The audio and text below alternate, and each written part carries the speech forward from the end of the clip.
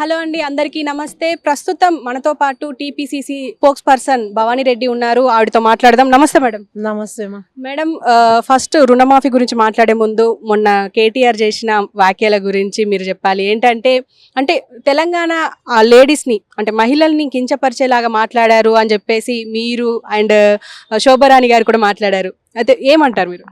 నేను ఇంకొక ఆమె మా వాళ్ళు మాట్లాడడం కాదు మా, అసలు అందరు కూడా రాష్ట్ర ప్రజలందరూ కూడా తూతూ అంటున్నారు. మహిళలందరూ కూడా ఏమి ఈ రకమైన కామెంట్స్ చేయడం అంటే సంక్షేమ పథకాలు ఏమన్నా అభివృద్ధి వైపు మహిళలు నడుపుదామని కాంగ్రెస్ పార్టీ చక్కగా తీసుకుంటే అది మీకు ఇష్టం లేదా అని చెప్పి అలా మహిళలందరూ బయటకు వచ్చి అడుగుతూ ఉన్నారు. ఇట్లాంటివన్నీ కూడా అది వాళ్ళు పదవి కోల్పోయి మతి స్థిమితం రమించి మాట్లాడుతూ ఉన్నారు. వాళ్ళే కాదు, వాళ్ళు మాట్లాడిందే కాకుండా ఒక పెయిడ్ సైన్యాన్ని పెట్టుకున్నారు కింద 100 మందితో ప్రతిసారి పోస్టులు పెట్టించడం. సీతక్క గారి పైన, తర్వాత మా మహిళా కమిషన్ చైర్పర్సన్ నేరల శారద గారి పైన ఇష్టం వచ్చిన రీతిగా ఇష్టానుసారంగా వాళ్ళు కామెంట్స్ పెట్టి ట్రోల్ చేయడము. అసలు అదే అంటే ఒక మంత్రికి స్వయాన ఒక మహిళా మంత్రికి ఒక చైర్పర్సన్కి మహిళా కమిషన్ చైర్పర్సన్కి రెస్పెక్ట్ ఇవ్వలేనుడివి నువ్వు మాట్లాడినట్టే నీ నీ కింద ఉన్న వాళ్ళు కూడా నీ అనుచరులు కూడా మాట్లాడుతూ ఉన్నారు. ఒకసారి భాషను సరిదిద్దుకో. రికార్డింగ్ డ్యాన్సులు అది ఇది అనుకుంటా ఆ డ్యాన్సులు చేయడానికి ఉండని మాట్లాడుతున్నారు. That is your culture. Clubbing pubbing రాష్ట్రంలో ఇష్టం వచ్చిన డ్రగ్గింగ్ అన్ని డ్రగ్స్ తీసుకొచ్చింది, లిక్కరు ఇవన్నీ తీసుకొచ్చింది కల్చర్ మీ ఫ్యామిలీ కల్చర్ అది. సో వేరాజ్ మిగతా వాళ్ళందరూ కూడా చాలా మహిళలందరి గురించి కూడా నువ్వు మాట్లాడేటప్పుడు చాలా జాగ్రత్తగా మాట్లాడాలి. ఎందుకంటే నేను ఇందాకనే చెప్పిన మనం ఒకరు మేలు వరిస్తే దేవుడు మన మేలు వరుస్తాడని. నీ ఇంటి ఆడవిళ్ళని తీసుకుపోయి అక్కడ కూర్చోబెట్టింది. ఇవాళ అది ఎంత పెద్ద ఇది. సో దేశమే కాదు ప్రపంచవ్యాప్తంగా ఇవాళ ఇజ్జత్ పోయిన పరిస్థితి. అంటే నువ్వు ఇట్లా మంది పిల్లల్ని ఇట్లా మంది ఆడపిల్లల్ని ఇట్లా అంటే నీకు అట్లనే జరుగుతుంది. ఇవాళ ఏమైంది సుప్రీంకోర్టులో నీ చెల్లెలకి కనీసం బెయిల్ ఇచ్చే పరిస్థితి లేదు ఇవాళ. అంటే ఇంకా కూడా మీరు ఇంకా కూడా అహంకారం దిగిరాకపోతే మహిళలందరితో మరి మీరు ఏం తింటారో నాకు తెలియదు, కానీ చాలా చీప్ అయిపోతూ ఉన్నారు. కొంచెం మాట్లాడేటప్పుడు జర నాలుకను మళ్ళోసారి ఆలోచించి రెండోసారి think twice before you speak అని చెప్తా ఉన్నాం. ఇది ఒక హెచ్చరిక. అంటే తెలంగాణ ప్రభుత్వం ప్రతిష్టాత్మకంగా తీసుకొచ్చింది ఈ మహిళల కోసం ప్రత్యేకంగా ఫ్రీ బస్సు. కానీ దీనిపైన అంటే వచ్చినప్పటి నుంచి వెళ్ళి ఏదో ఒక రకమైన విమర్శలు వస్తూనే ఉన్నాయి. నిజంగానే అంటే కొట్టుకోవడం కూడా మనం చూస్తున్నాం, మహిళలు కొట్టుకోవడం చూస్తున్నాం. అండ్ ఆ ఎల్లిగడ్డలు ఒలిచేది ఏదైతే ఉందో, బ్రష్ చేసుకోవడం ఏదైతే ఉందో అవన్నీ మనం చూస్తూనే ఉన్నాం. ఇవన్నిటిని పట్టుకొని ఆయన మాట్లాడారు అని చెప్పేసి వాళ్ళ మనుషులు మాట్లాడుతున్నారు. దీనికి మీరేమంటారు? వాళ్ళు ఏం చేస్తారంటే ఏం లేని చోట కూడా కావాలని ఇది పెట్టి మీడియాలో ఏదో ఒకటి చేయాలి, విషం జిమ్మడం ఫస్ట్ నుంచి కూడా. మహిళలందరూ ఇలా కాంగ్రెస్ పార్టీ తరఫున అయిపోయినరు. ఎట్లా ఏం చేయాలి, మన సైడ్ లేరు కదా. అంటే అటు ఆరోగ్యశ్రీని పెంపొందించి అటు అందరినీ కూడా ఆదుకున్నాం.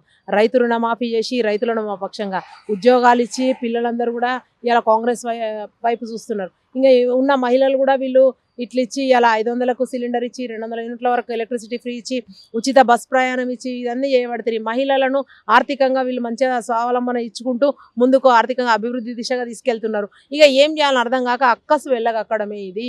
అరే ఎల్లిపాయలు పొట్టే అనుకుందాం, సపోజ్ మీరు అన్నదే ఉల్లిపాయ పొట్టు ఎల్లిపాయ పొట్టు వాట్ ఎవర్. అంటే మరి ఇంటికి పోయినాక మళ్ళీ వంట చేసుకోవాలి. నువ్వు కూడా తింటావు కదా, మీ ఇంట్లో కూడా మీ మమ్మీ పెడతాదో లేదో, మరి మీరు వంట చేసుకోరు, మీరు రాజులైతే. సరే మరి కూర అన్నాక అల్లం వెల్లిపాయ వేసుకోవాలి.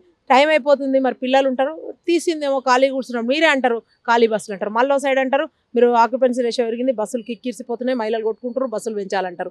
మరి ఫుల్ రష్ ఉన్న బస్సులో పొట్టెట్లా తీస్తుంది, తర్వాత ఫుల్ రష్ ఉన్న బస్సులో డాన్సులు ఎట్లా చేస్తారు? మరిగా మీరు ఇష్టం వచ్చినట్టు మాట్లాడినప్పుడు ఏదైనా ఒకటే దానికి స్ట్రిక్ట్ అయి ఉండాలి. మీరు అయితే బస్సులు ఖాళీలు ఉండి మహిళలు పని చేస్తున్నారన్నా మాట్లాడాలి. మరి కిక్కిరిసినాయి మళ్ళీ బస్సులు పెంచడానికి ఇది అడగకూడదు. సో ఏదైనా ఒకటి మీ మాటలకే చెప్తా ఉన్నాం మేము. అవును, లెక్క ప్రకారం చూస్తే అంటే మీరు అన్నట్టు ప్రకారం వాళ్ళే అరేంజ్ చేస్తున్నారు అనుకోవచ్చు అంటారా?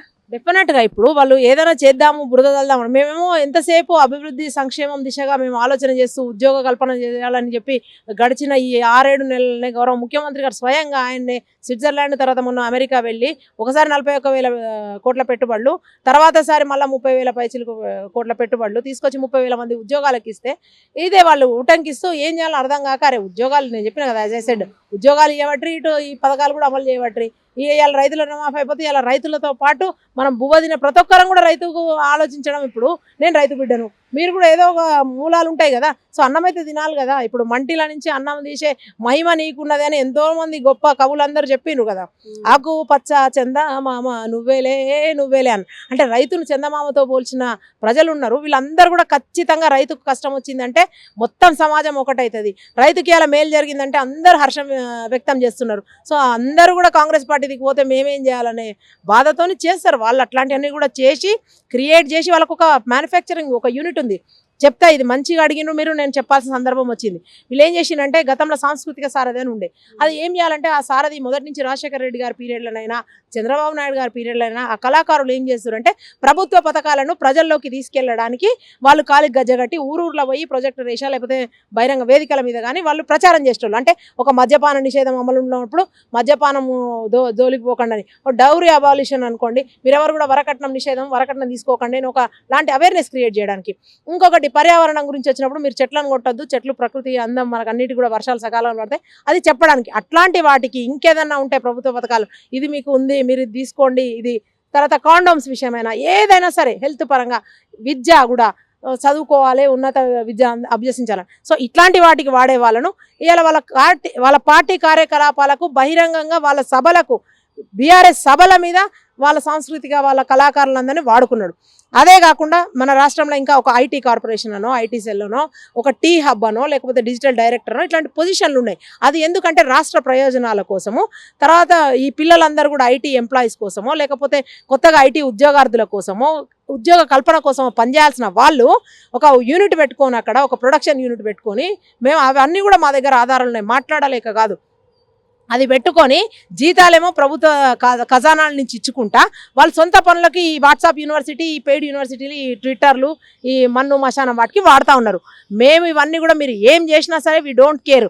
మా ముందున్నది అభివృద్ధి, సంక్షేమం, ఇవన్నీ ఉద్యోగ కల్పన, ఇన్ఫ్రా డెవలప్ చేయడము, కొత్తగా స్కిల్ యూనివర్సిటీ పెడతా ఉన్నాము, ఏటీసీస్ అభివృద్ధి చేయడము, అత్యధికంగా చదువుకునే పిల్లలు బడిలో ఉండాలి, చదువు అయిపోయిన వాళ్ళు ఉద్యోగంలో ఉండాలి, రైతులు వ్యవసాయం చేసుకోవాలి, మనకింత మంచిగా ఉండాలి, 6 కాలం కష్టం చేసిన రైతులకు అండగా ఉండాలని ఇవాళ మొత్తం కూడా ఏది చూసుకున్నా కూడా మహిళలు, రైతులు, పిల్లలు ఇదే దాని మీద ముందుకు పోతా ఉన్నాము. మీరు ఏమన్నా చేసుకోండి, we don't care at all అని చెప్తా ఉన్నాం. సవితా ఇంద్రారెడ్డి విషయంలో అప్పుడు మనం అసెంబ్లీ సమావేశాల్లో చూసాము, సీఎం రేవంత్ రెడ్డి నన్ను కించపరిచేలా మాట్లాడారు అని చెప్పేసి మీడియా ముందు వచ్చి ఏడ్చి మరీ మాట్లాడారు.